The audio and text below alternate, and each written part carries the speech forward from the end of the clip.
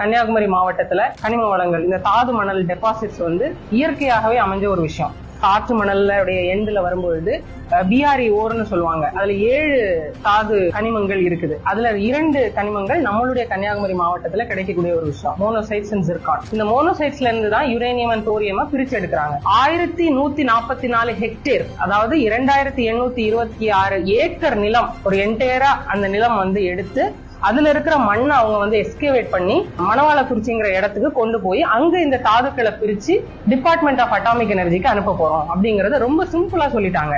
ஆனா இதுல இருக்கிற இக்கோசிஸ்டம் எவ்வளவு அளவுக்கு பாதிக்கப்படுது அப்படிங்கறது யாருமே அதை யோசிக்கல. இந்த phase 1 ஆல்ரெடி இருக்குது. இப்ப அந்த மக்கள்கிட்ட நீங்க போய் பாத்தீங்கன்னா மீன் வளம் அந்த கடல்ல இப்போதைக்கு அதிகமாவே இல்ல, எல்லாமே கெட்டு போயிடுச்சு, மீன் வளம் குறைவாயிடுச்சு. காற்றின் திசை மாறி இருக்குது, அந்த இடத்துல இருக்கிற தட்பவெட்ப சூழலே மாறி இருக்குது. இப்ப நீங்க எல்லா மணலையும் இப்படி எடுத்துட்டீங்கன்னா அதுல கரையே இருக்காது. டெவலப்மெண்ட்ங்கிற பேர்ல இந்த மாதிரி ப்ராஜெக்டுகளை கொண்டு இயற்கைக்கு புறமான விஷயங்களை பண்ணும்போது நம்ம எந்த ஜோனுக்குள்ள போறோம்னே தெரியாது.